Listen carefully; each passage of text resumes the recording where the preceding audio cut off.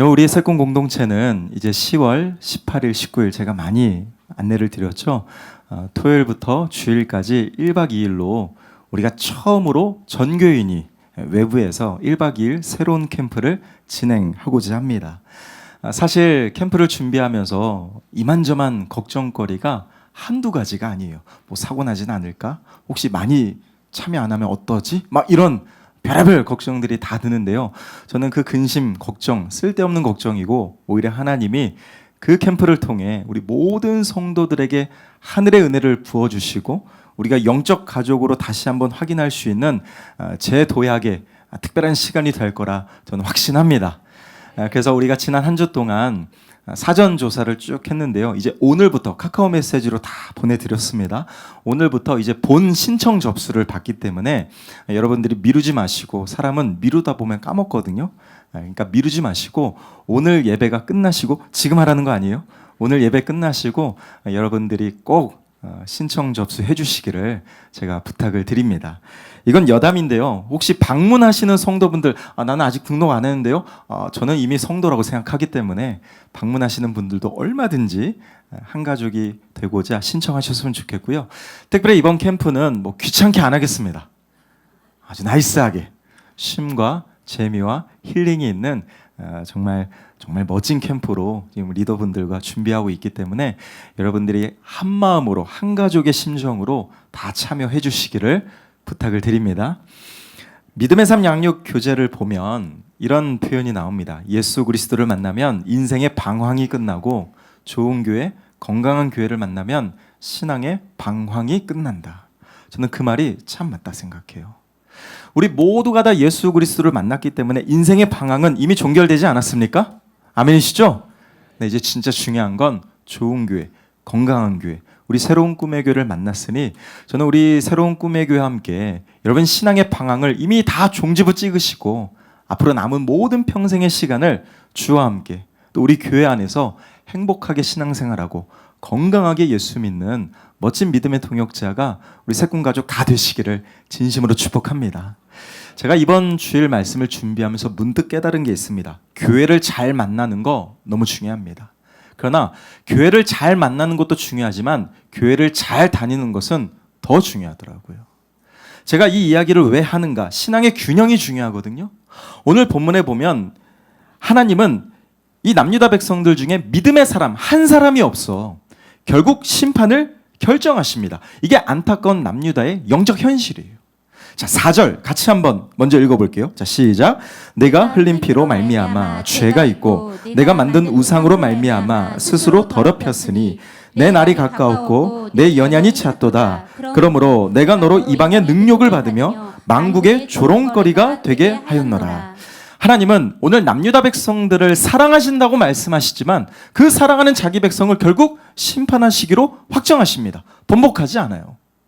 왜 이렇게 심판을 확정하신 걸까? 이유가 4절에 나와 있죠. 그들이 흘린 피로 죄가 가득하고 심지어 스스로 만든 우상으로 자기 자신을 남유다 백성들이 계속 우상으로 더럽히고 있다는 거예요. 결국 하나님은 이방의 능욕을 받게 되고 만국의 조롱거리로 삼게 하겠다. 마지막 심판의 때를 명하시는 겁니다. 특별히 에스겔 22장 오늘 본문이죠. 쭉 보면 이 피 흘리다, 피 흘린 성읍이란 표현이 계속 반복됩니다. 피 흘린 성읍. 이 뜻이 뭐냐면 지금 남유다 땅 속에 정의가 무너졌고요. 심지어 백성들이 서로가 서로를 약자를 짓밟고 있는 이런 집단적인 죄악이 만연하다는 영적 현실을 그대로 하나님 폭로하시는 거예요. 한두 사람의 죄가 아닙니다. 모두가 다 죄악을 짓고 있는 거예요. 여기에 우상 숭배까지 더했죠. 그러니 하나님이 판단하실 때 남유다는 영적으로나 사회적으로나 종교적으로나 정치적으로나 이미 부패할 대로 부패한 상태입니다. 그러니 심판을 결정하실 수밖에 없는 거예요. 이렇게 말씀드리면 이해가 안 되시죠? 오늘 본문 3절부터 6절부터 13절까지의 내용을 제가 간략하게 정리할게요. 얼마나 남유다 백성들이 패역한 죄를 저질렀는지 하나님이 이렇게 고발합니다. 4절에 보면 살인, 우상숭배 가득해요. 6절 권력이 남용되고요. 7절 부모를 업신여기죠. 심지어 나그네, 고아, 과부 학대하기 시작합니다. 이게 끝이 아니에요. 8절을 보면 성전의 성물을 업신여기고 안식일을 범합니다. 9절에 보면 중상모략 또 우상에게 바쳐진 재물을 분별력 없이 다 먹고 마신다는 거예요. 성적인 부도덕함. 그리고 12절에 보면 이웃의 것을 강탈하고 부당한 이득을 취하는. 그러니까 어느 측면을 봐더라도 지금 남유다 백성들은 타락할 대로 타락한 상태예요. 결국 12절에 보면 하나님은 이 모든 죄의 원인을 어떻게 판단하시는가? 너희가 나를 잊어버렸기 때문이다. 하나님을 잊은 게 문제라는 거예요. 여러분, 죄는 하나님을 잊어버리는 순간 그 죄는 시작됩니다. 이걸 기억하셔야 돼요. 우리가 지난주 말씀을 나눈 것처럼 하나님이 내 삶에 늘 1순위가 돼야 되는데 하나님이 아닌 세상의 다른 가치들이 내 삶의 1순위가 되는 순간부터 믿음은 흔들립니다. 신앙을 떠나게 되는 거예요. 저는 오늘 거룩한 주일을 통해 여러분에게 강력히 도전합니다. 여러분, 다른 건 다 몰라도 오늘 주일 예배를 통해 내 삶의 주인이 누구인가? 나는 누구에게 소속되어 있는가? 나는 누구를 위하여 살 것이며 내 인생의 가치와 의미를 어디에 둘 것인가? 예수 그리스도께 재조정할 수 있는 믿음의 결단이 일어나시기를 예수님의 이름으로 축원합니다. 자, 14절에 보면 그래서 하나님은 이렇게 결정하시죠. 한번 읽어보실까요? 시작. 내가 내게 보응하는 날에 내 마음이 견디겠느냐? 내 손이 힘이 있겠느냐? 나 여호와가 말하였으니 내가 이루시겠대요. 그 심판의 때, 임박한 심판, 돌이킬 수 없는 그 멸망의 때를 하나님이 이루시겠답니다. 돌이키지 아니하시겠다는 거예요. 여기서 말하는 보응, 심판의 때죠. 그때가 되면 네 마음이 견딜 수 있겠냐? 마음이 다 녹아내리는 거예요. 내 손이 힘이 있겠냐? 그 손의 힘마저 다 풀려버린다는 것입니다. 심판의 때에 절망과 낙심을 맞이하게 될 거다. 하나님 마지막 때를 강력하게 경고하십니다. 그러나 저는 오늘 말씀을 통해 30절이 제 눈에 들어왔습니다. 여러분, 하나님은 지금 자기 백성을 향해 심판을 번복하지 않겠다 못을 박으시지만 이 속에 하나님의 본심이 담겨 있어요. 30절 한번 읽어보겠습니다. 시작. 이 땅을 위하여 성을 쌓으며 성 무너진 데를 막아 서서 나로 하여금 멸하지 못하게 할 사람을 내가 그 가운데서 찾다가 찾지 못하였으므로. 하나님 뭐라고 말씀하세요? 이 땅을 위하여, 이 나라 민족을 위하여 내 마음을 아는 자, 다시 한번 이 무너진 사명을, 믿음을 회복할 자, 믿음으로 깨어서 수많은 이 패역한 백성들을 향해 거룩한 도전을 줄 수 있는 깨어있는 영적 사명자, 그 한 사람을 내가 찾다가 찾아도 절대 찾지 못했다. 하나님은 한 사람을 찾으시는 거예요. 저는 한번 상상해 보았습니다. 만약에 하나님이 이렇게 말씀하실 정도라면 진짜 하나님이 찾으시는 그 믿음의 한 사람을 발견했더라면 결과는 충분히 달랐을 거라고 생각해요. 지금 마지막까지 기회를 주시는 거거든요.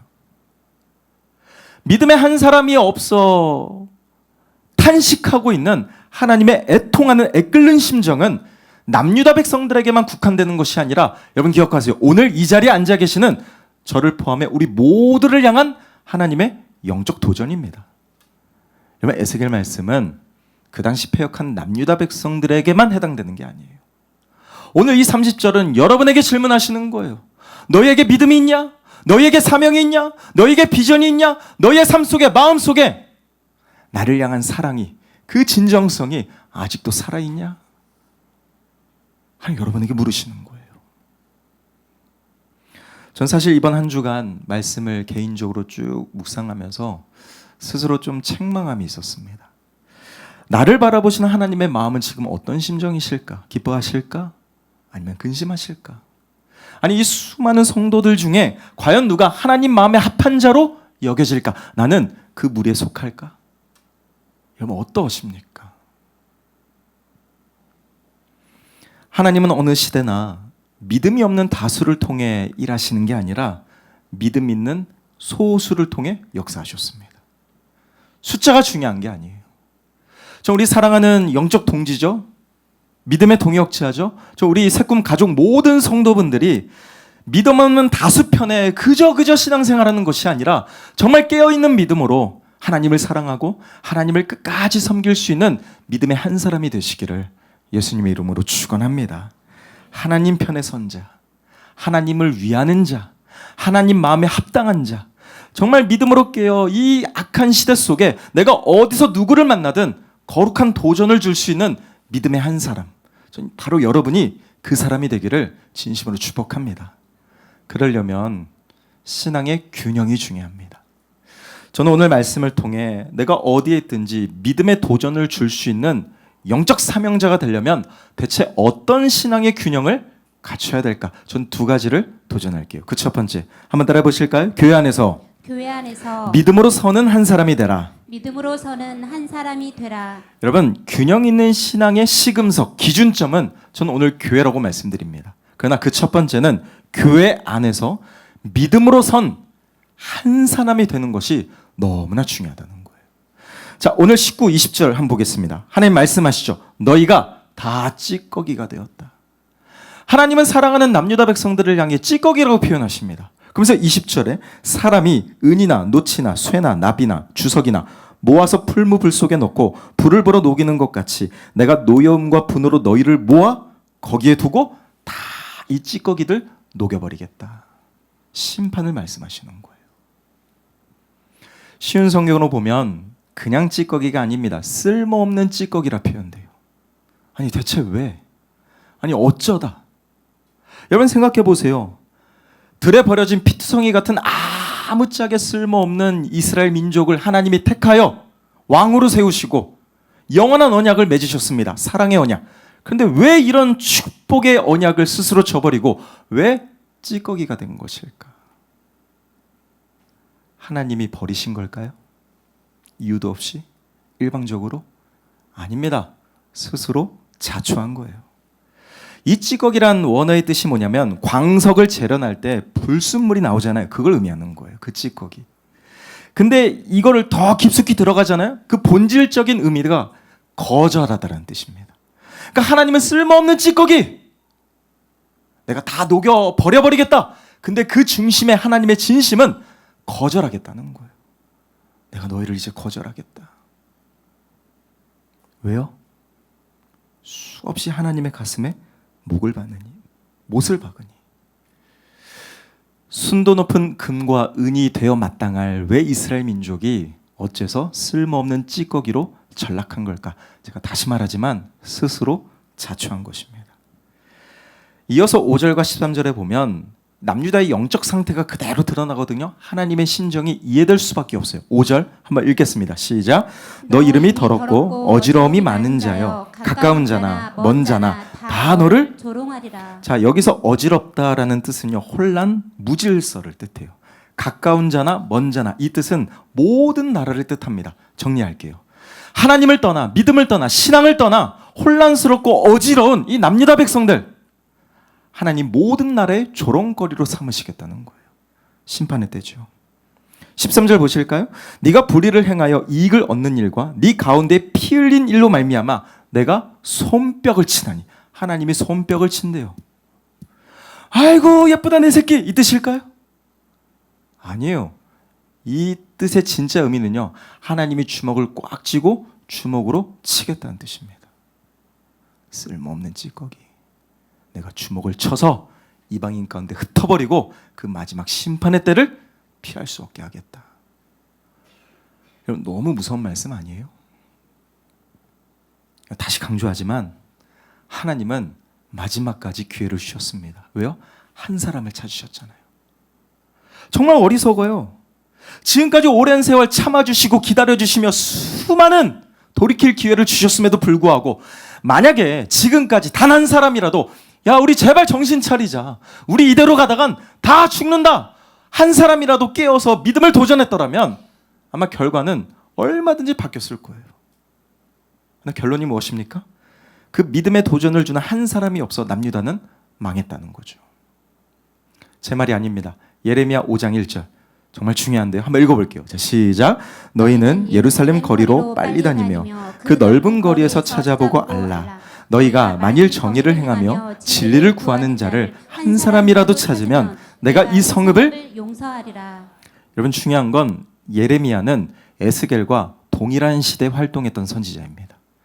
같은 시대, 같은 남유다를 향해 하나님이 똑같이 말씀하시는 거예요. 한 사람을 찾아라. 그럼 내가 이 성읍을 용서하겠다. 하나님의 심정이에요. 그 한 사람이 없다는 거죠. 하나님은 수많은 시대를 막론하고 패역한 이스라엘 공동체를 위해 과연 누가 온전한 믿음으로 서 있는가? 과연 이 악한 사람들 중에 과연 누가 온전한 믿음으로 깨어 있는가? 한 사람을 계속 찾으십니다. 근데 마지막까지 그 한 사람이 없어 남유다는 멸망했으니. 근데 그거 아십니까? 남유다에게 향한 말씀이 아니라 오늘 누구에게? 나에게 향한 도전이에요. 하나님 오늘 여러분에게 도전하십니다.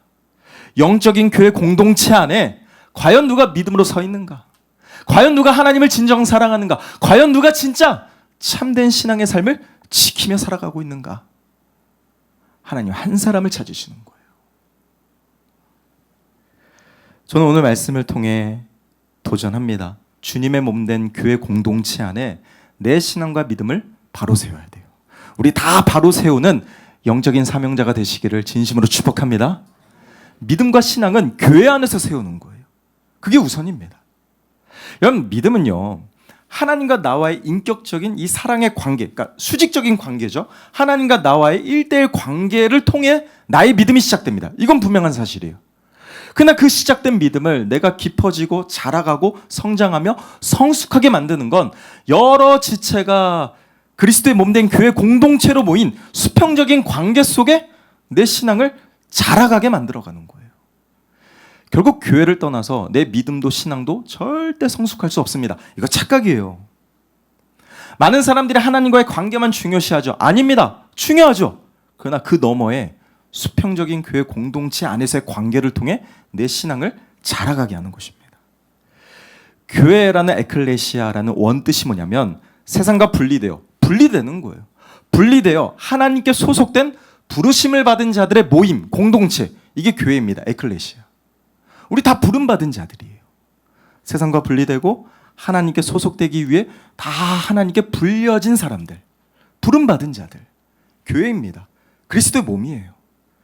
결국 건강한 신앙은요, 교회 안에서 내 신앙과 믿음을 계속해서 자라가게 하는 자가 균형 잡힌 신앙입니다. 에베소서 4장 16절 한번 읽어볼까요? 중요한 말씀인데요. 자, 시작. 그에게서 온몸이 각 마디를 통하여 도움을 받음으로 연결되고 결합되어 각 지체의 분량대로 역사하여 그 몸을 자라게 하며 사랑 안에서 스스로 세우느니라. 할렐루야. 여러분, 교회 공동체는요, 서로 다른 생각, 배경, 가치관, 기질, 성격 다 다르죠. 다양한 사람들이 은혜 아래 모인 기적 같은 곳입니다. 그렇지 않아요? 근데 공통 분모는요, 머리이신 예수 그리스도. 교회가 하나 되는 방법이에요. 각자에게 주신 비전, 사명, 마음, 재능, 은사, 물질, 시간, 이 모든 걸 버무려 그리스도의 몸된 공동체를 세워나가는 이 하나님이 일하시는 방식은 너무 신비롭다는 거예요. 특별히 잠언 27장 17절에 보면 우리가 신앙생활하면서 꼭 기억해야 될 중요한 말씀이 나옵니다. 철을 어떻게 한다고요? 날카롭게 한다고. 여러분, 신앙생활하면서 다 좋으세요? 우리 세 꿈 다 마음에 드세요? 예의상 그렇다고 좀 해주시면 안 돼요? 사실 다 마음에 안 들죠. 좋은 게 있으면 아쉬운 것도 있고. 어떤 교회가 완벽하겠습니까? 어떤 목사도, 어떤 성도도, 어떤 교회도, 세상 어느 가정도 완벽할 수 없는 거예요. 근데 중요한 건 균형입니다. 자라가는 거예요. 성숙해져 가는 거예요. 깊어지는 거예요. 옆에 지체가 나를 불편하게, 목장 안 나가. 아니에요. 철을 날카롭게 하듯이 나를 계속 자라가게 하는 거예요. 갈등 나쁜 게 아닙니다. 갈등에 지는 게 문제지, 갈등은 당연한 거예요. 갈등을 이기십시오. 갈등을 극복하세요. 갈등을 뛰어넘으십시오. 그게 내 것이 되는 것입니다. 저는 가정이든 교회든 일터든 어디에 있든지 믿음의 도전을 줄 수 있는 영적 사명자가 되시기를 예수님의 이름으로 축원합니다. 결국 교회 안에서 거룩한 도전이 되는 믿음의 사람은 종교인이 아니에요. 신앙인입니다. 신앙은 삶이거든요. 삶의 열매로 증명하는 거예요. 결국 참 신앙인은 예수가 삶의 기준이 되죠. 교회가 삶의 중심이 되죠. 예수를 믿음과 교회에서의 소속된 신앙은 함께 갈 수밖에 없는 거예요. 저는 우리 사랑하는 영적 동지 모든 새꿈 가족이 우리 새로운 꿈의 교회를 향한 마음이 날로 더 커지고 사랑과 비전과 미래를 함께 마음을 모아 하나님의 놀라운 일들을 경험하고 누리고 선포할 수 있는 멋진 공동체가 되기를 예수님의 이름으로 축원합니다. 디모데전서 1장 18절과 19절에 보면 그래서 바울은요 에베소서를 떠나면서 영적 아들이었던 디모데를 향해 이 에베소 교회를 끝까지 지켜라 강조하거든요. 교회를 끝까지 지키래요. 그때 당부한 게 있습니다. 선한 싸움을 끝까지 싸우고 믿음과 착한 양심을 가지래요. 착한 양심 기억하세요. 어떤 거? 착한 양심. 왜냐하면 양심을 버리고 믿음을 떠난 어떤 자들이 누군지 몰라. 근데 어떤 자들이 그리스도의 몸된 교회 공동체를 막 흔들고 위협을 가했기 때문에 바울은 디모데를 향해 끝까지 착한 양심을 갖고 선한 싸움을 싸우라고 교회를 지키라고 말합니다. 믿음은 다 아실 거예요. 착한 양심을 좀 설명할게요. 착한 양심. 착한이라고 하니까 뭔가 그냥 늘 싱글벙글 착한 사람. 도덕적인 선함의 수준을 뛰어넘는 거예요. 이 착한 양심의 진짜 뜻은요. 영적으로 하나님이나 자기 자신이나 다른 지체들 앞에 절대 부끄럽지 않을 정도로 늘 매사에 하나님의 뜻대로 순종하고자 하는 영적 분별력. 이게 착한 양심이에요. 쉽게 말해 볼게요. 내가 어디에 있든 무엇을 하든 어떤 결정을 하든 이게 하나님께 과연 영광이 될까? 하나님이 기뻐하실까? 다른 지체를 살릴까? 늘 살리는 자의 관점에서 질문을 해보면 답은 확실합니다. 나에게 착한 양심이 있는지.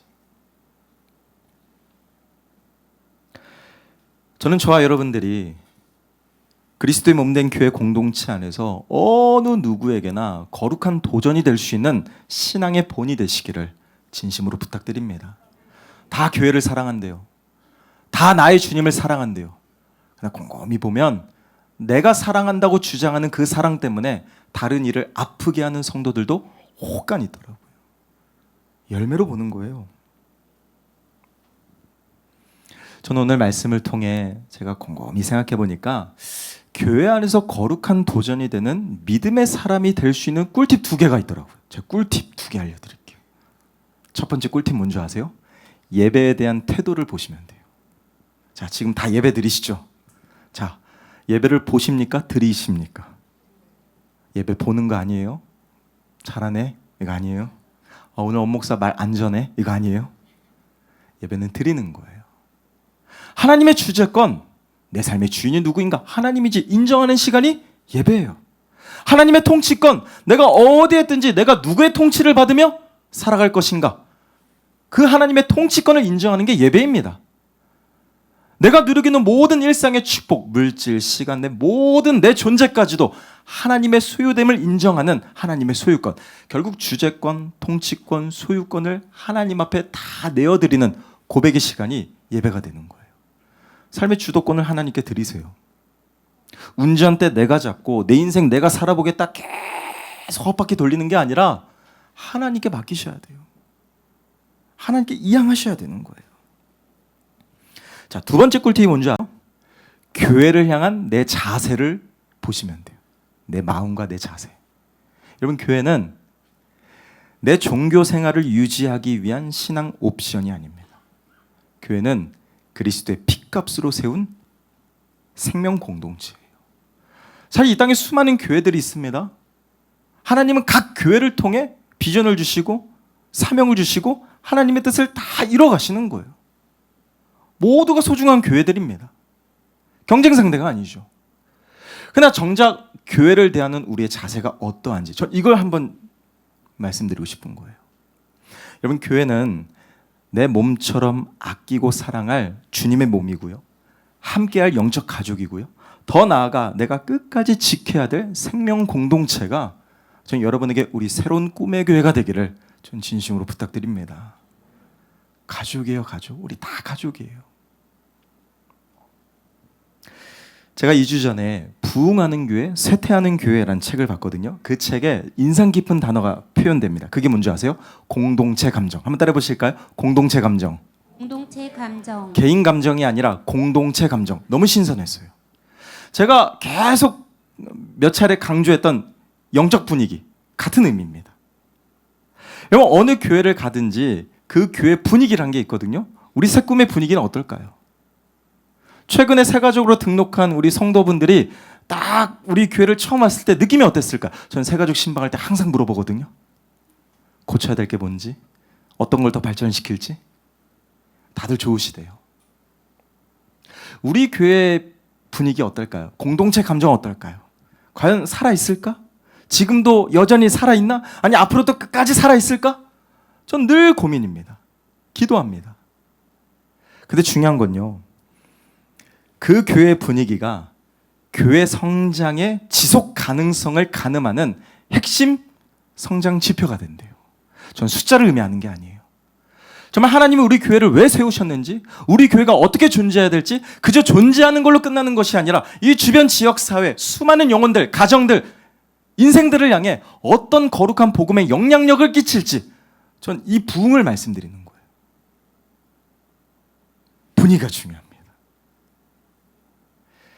근데 제가 아무리 생각해도 공동체 감정은요, 목회자 한 사람이 만드는 게 아니라 우리가 다 함께 만들어야 되는 거예요. 아멘이십니까? 공동체 감정.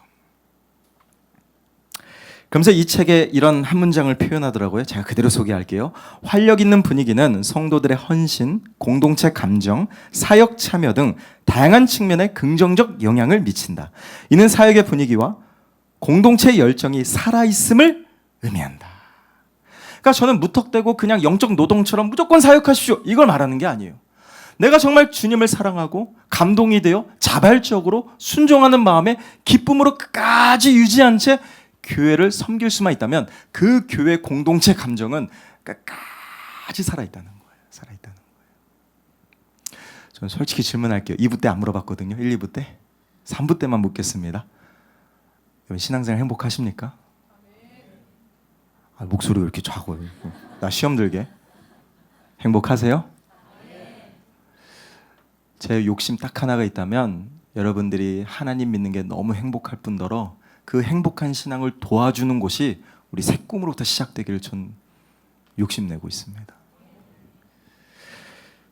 어느 집단이든지 그 집단에 소속된 구성원들이 입 밖에 내는 가장 많이 등장하는 단어가 그 집단의 정체성이 된대요. 교회도 똑같습니다. 안 된다, 못한다, 끝났다, 죽이자, 파하자, 이런 말이 아니라 하나님의 사랑, 은혜, 복음, 구원, 헌신, 충성, 순종, 인내, 이 모든 것들이 우리 성도분들의 입 밖에 날로 터져나와 우리 새꿈의 공동체 감정을 날로 키워가며 든든히 세워갈 수 있는 영적 동지가 다 되시기를 예수님의 이름으로 축원합니다. 우리 그런 의미에서 결단하는 의미로 히브리서 10장 24, 25절 한번 읽어볼까요? 자, 시작. 서로 돌아보아 사랑과 선행을 격려하며 모이기를 패하는 어떤 사람들의 습관과 같이 하지 말고 오직 권하여 그날이 가까움을 볼수록 더욱 그리하자. 할렐루야. 이제 오늘부터 목장 시작이에요. 목장교회. 아직 목장교회 소속되지 않는 분들은 신앙의 참맛을 아직 모르는 겁니다. 오늘 결단하시고 사무실에 목장 신청하셔서 남은 하반기 정말 영적 교제를 풍성히 누릴 수 있는 교회 안에서 믿음으로 선 거룩한 한 사람이 되시기를 예수님의 이름으로 축원합니다. 한 걸음 나아가 두 번째 한번 따라 보실까요? 교회 밖에서 사명으로 사는 그 사람이 되라. 사명으로 사는 그 사람이 되라. 제가 다시 한번 짚어드리지만 오늘 신앙의 균형, 그 기준점은 교회입니다. 그러나 교회 안에서 믿음으로 아무리 선들 교회 밖에서 사명으로 살지 않으면 신앙의 균형은 맞춰지지 않아요. 자, 오늘 30절, 31절 같이 한번 읽어보겠습니다. 시작. 이 땅을 위하여 성을 쌓으며 성 무너진 데를 막아서서 나로 하여금 멸하지 못하게 할 사람을 내가 그 가운데서 찾다가 찾지 못하였으므로 내가 내 분노를 그들 위에 쏟으며 내 진노의 불로 멸하여. 하나님은 한 사람을 찾고 찾아도 절대 찾지 못했대요. 결국 심판을 결정하십니다. 저는 이해가 되지 않았어요. 애초부터 하나님이 이스라엘 민족을 택하여 부르실 때 그들에게 주신 영적 사명은 이런 찌꺼기가 아니었습니다. 이사야 49장 6절에 보면 이렇게 말씀하시죠. 내가 너를 이방의 빛으로 삼아 땅끝까지 이르게 하리라. 이방의 빛으로 삼으셨어요. 출애굽기 16장 6절에 보면 더 구체적입니다. 제사장 나라가 되고 거룩한 백성이 되게 하리라. 영적 사명이에요. 제사장은 말 그대로 백성들을 대표하여 하나님께 나아가는 존재입니다. 영적 통로예요. 다시 말하면 하나님과 인간 사이를 잇는 영적 통로. 이스라엘 민족을 이런 제사장 민족으로 삼으시겠대요. 이방의 빛으로 삼아 모든 열방이 보았을 때, 야, 저 사람은 진짜 하나님이 택하신 복된 존재구나. 이게 제사장이에요. 근데 중요한 건 남유다만 제사장으로 선택받은 게 아니라, 다시 강조하지만 오늘 이 자리에 함께 있는 우리 사랑하는 모든 성도분들이 영적 제사장이라는 것입니다. 베드로전서 2장 9절에 보면 우리는 왕 같은 제사장이에요. 거룩한 나라입니다. 그의 소유된 백성이에요. 우리 모두가 다 영적 사명을 소유한 하나님의 자녀들입니다. 근데 우리는 이 사명을 무시하죠. 외면하죠. 가볍게 취급하죠. 여러분, 우리는 하나님께 부르심을 받았고 세상을 향해 보내심을 받았습니다. 이게 사명이에요. 마태복음 5장에 보면 주님은 우리 모두 한 사람 한 사람을 향해 세상의 빛과 소금으로 살라고 도전하십니다. 아멘이십니까? 이게 끝이 아니에요. 사도 바울은 교회 밖에서 우리 성도 한 사람 한 사람이 어디에 있든지 그리스도의 편지로, 그리스도의 향기로 살아가라고 강력하게 도전합니다. 편지가 뭘까요? 메시지를 적어놓은 종이입니다. 여러분이 편지래요. 여러분, 이 가슴팍에 어떤 메시지가 새겨져 계십니까? 하나님의 사랑이, 구원의 은혜가, 생명의 복음이 여기에 새겨져 계십니까? 아니면 썩어 없어질 이 세상 욕망이 새겨져 계십니까? 그리스도의 향기래요.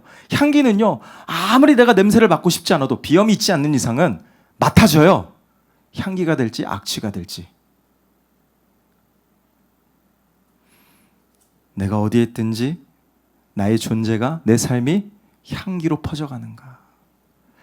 여러분, 진짜 멋진 전도는요, 막 예수 믿어라 믿어라 막 논리 싸움하는 게 아니라 그냥 직장 동료가 어떻게 저런 사람이 있을까? 좋은 의미로. 근데 알고 봤더니 교회를 다녀요. 근데 알고 봤더니 새로운 꿈의 교회 다닌대. 한번 소개받아 왔는데 너무 좋아. 이게 자연스러운 전도가 되는 거예요. 가정에서, 직장에서 어디에 있든지 하나 모범이 되지 않는데 예수 믿으세요? 아니에요. 오히려 숨기기 바쁘죠. 저는 교회 밖에서 사명으로 사는 바로 그 사람이 되시기를 예수님의 이름으로 축원합니다. 이건 영적 책임이에요. 명목상의 그리스도인으로 안주하지 마시고 믿음과 세상 사이에 적당히 타협하며 계산하고 중간지대에 숨어있는 그러한 반쪽짜리 신앙이 아니라 정말 할 거면 제대로 신앙생활 하시기를 진심으로 부탁드립니다. 마태복음 5장 16절에 주님이 이걸 도전하세요. 같이 한번 읽어봅시다. 자, 시작. 이같이 너희 빛이 사람 앞에 비치게 하여 그들로 너희 착한 행실을 보고 하늘에 계신 너희 아버지께 영광을 할렐루야. 저는 여러분을 통해 수많은 영혼들이 그리스도께 돌아오고 우리 새로운 꿈의 교회 가족의 통로가 될 수 있는 복음의 촉매제가 되시기를 예수님의 이름으로 부탁을 드립니다. 제가 오늘 말씀을 통해 한 가지 알려드리고 싶은 건, 여러분, 신앙생활이 뭘까요? 신앙생활은 교회 안에서의 활동이 전부일까요? 제가 양육 때 많이 강조하지만 신앙은 곧 삶이잖아요. 그러니까 신앙생활은 엄밀히 따지면 내가 교회 문 밖을 나서는 순간부터 신앙생활이 시작되는 거예요. 가정, 직장, 심지어 내가 한 번 보고 버스를 타더라도 지나칠 사람, 그 순간조차도 신앙생활의 연속인 거예요. 나를 속일 수는 없죠. 하나님 속일 수는 없죠. 세상의 빛과 소금이라는데, 그리스도의 편지와 행기라는데 악취를 풍기고 다닌다면 그게 어떻게 성도의 삶일까요? 신앙생활은 교회 안에서 예배하고 봉사하고 교제하며 교육받고 전도하는 이 5가지 사명이 끝이 아니라, 이거는 우리가 신앙생활, 밖에서의 신앙생활 잘하기 위해 교회 안에서 꼭 필요한 필수 조건인 거예요. 교회 안에서 내 모든 활동들이 신앙 끝? 그게 아니라 이 자리에 은혜 받고 다시 결단하여 진짜 신앙을 증명할 세상 속에 멋지게 나아가시기를 예수님의 이름으로 축복합니다. 오늘 그 마음을 결단하는 거예요. 그 결단. 우리는 주의 움직이는 교회입니다. 모인 공동체로서 함께 예배하고 은혜 받지만 이제 흩어진 공동체로 각자에게 맡겨진 그 일상의 사명지를 다 책임져야 되는 거예요. 여러분, 신앙을 포장하지 마세요. 교회 안과 밖이 다르면 바리새인들과 다를 바 없습니다. 회칠한 무덤이라 책망받지 마시고 내 신앙 하나님 앞에 끝까지 부끄럽지 않게 교회 안과 밖에 균형 있는 신앙을 갖추어 가시기를 예수님의 이름으로 축원합니다. 지금은 돌아가셨는데요. 이어령 장관이 한 공중파 방송에서 이어령의 백년서재라는 프로그램을 진행했답니다. 서울 명동 시내 거리에서 시민들을 붙잡고 인터뷰를 해요. 질문이 이거였어요. 집에 뭐가 있어야 행복하십니까? 어떤 사람은 뭐 배우자, 어떤 사람은 자녀, 막 다양한 답이 있었대요. 그때 한 사람이 재밌게 이런 표현을 했답니다. 집에는요 도구, 개가 있어야 행복하죠. 개 찾고 있어요. 개, 도구, 왈왈. 그때 이어령 장관이 이런 말을 했대요. 도구의 앞뒤 글자를 바꾸면 무엇이 되죠? 갓, 하나님. 집에는 하나님이 있어야 행복합니다. 별거 아닌 것 같은데요. 전 이게 신앙의 이치라고 생각해요. 세상은 다 도구 찾아요. 도구. 근데 그 도구가 난무한 세상 속에 바꿔서 갓, 하나님을 찾는 게 그게 진짜 신앙 아닐까요? 세상과 달라도 한참 달라야죠. 구별돼야죠. 다른 가치관으로 살아야죠. 모두가 돈을 찾고 세상 명예를 추구할 때 영적 가치를 추구하는 하나님의 사명자, 그 사람을 찾으시는 거예요. 사랑하는 꿈의 성도 여러분, 제가 지금 그리스도의 편지로 향기로 살라고 도전하지만 사실 쉽지 않아요. 억울해요. 때론 힘들어요. 지쳐요. 괴로워요. 그러나 주님은 그게 좁은 길이라고 말씀하신 거예요. 저는 기꺼이 좁은 길을 선택할 수 있는 영적 사명자가 다 되시기를 예수님의 이름으로 축원합니다. 소돔과 고모라 성이 악인이 많아서 멸망한 것 같습니까? 아닙니다. 악인이 많아서 멸망한 게 아니라 의인 10명이 없어서 망한 거예요. 남유다도 똑같아요. 악인이 많아서 멸망한 게 아니라 하나님이 찾으시는 그 한 사람이 없어 망했던 것입니다. 하나님 오늘 그 사람을 찾으시는 거예요. 저는 저와 여러분들이 썬데이 크리스찬에 머무르는 것이 아니라 올데이 크리스찬으로, 더 나아가 교회 안 성도로 끝날 것이 아니라 교회 밖 성도로 살아내는 멋진 사명자가 우리 모든 영적 가족이 다 되시기를 예수님의 이름으로 축원합니다. 말씀을 맺을게요. 우린 지금까지 주일마다 에스겔 말씀을 계속해서 거듭 보았습니다. 여러분 아시겠지만 에스겔은 억울하게 포로로 끌려왔어요. 심지어 제사장을 준비했던 사람입니다. 근데 하나님은 예언자로 부르십니다. 그 예언자의 삶은 꽤나 외로워요. 왜요? 다 악에 빠져 죄악을 행할 때 에스겔 혼자 하나님의 뜻은 이거 아니라고 강력한 심판의 멸망을 혼자 외쳐댔으니 얼마나 비난받았겠습니까? 신앙이 이렇게 어려운 거예요. 여러분 신앙생활 적당히 하려고 하면요 신앙 꽤 쉽습니다. 근데 제대로 하려면요 신앙만큼 불편한 게 없는 거예요. 하나님 그 사람이 되래요. 에스겔 20장 49절에 보면 에스겔이 얼마나 외로웠는지 이렇게 하나님께 토해냅니다. 하나님 저 어디를 가나 사람들이 저를 야 쟤는 비유를 말하는 자 아니야? 알아듣지도 못하는 이상한 말을 하는 애 아니야? 에스겔은 가는 곳곳마다 이런 조롱을 받았어요. 힘들대요 에스겔도. 근데 누군간 해야죠. 숨어 계시지 말고 누군간 해야죠.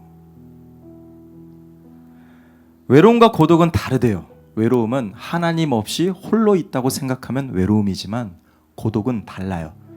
하나님과 함께 홀로 있으면 그때는 고독이 된답니다. 인생 외롭다 하지 마시고 하나님과 함께 고독을 즐기면 어떨까요? 저도 이제 조금 고독이 느껴져요. 신앙이 원래 그래요. 사도 바울이 고린도전서 11장 1절에 이렇게 도전하거든요. 나를 본받아라. 저는 이 표현이 상당히 어렵다고 생각됩니다. 목회자 입장에서 보면 이거 진짜 어려운 표현이에요. 제 욕심은 우리 성도분들이 야, 엄목사님 닮고 싶다. 저 이런 말 듣고 싶어요. 근데 자신이 없어요. 저도 똑같은 인간이거든요. 이거 엄청난 책임이에요. 나를 본받으래요. 여러분 지금 어디에 서 계십니까?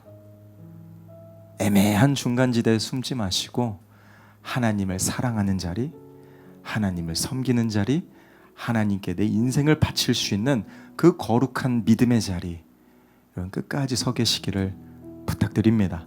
저 오늘 두 가지 도전했어요. 교회 안에서 믿음으로 서는 한 사람이 되라. 두 번째, 교회 밖에서 사명으로 사는 그 사람이 되라. 신앙, 나 자신과의 싸움이에요. 끝까지 믿음 지키면서 하나님께 인정받을 수 있는 거룩한 도전의 사람이 다 되시기를 예수님의 이름으로 축원합니다.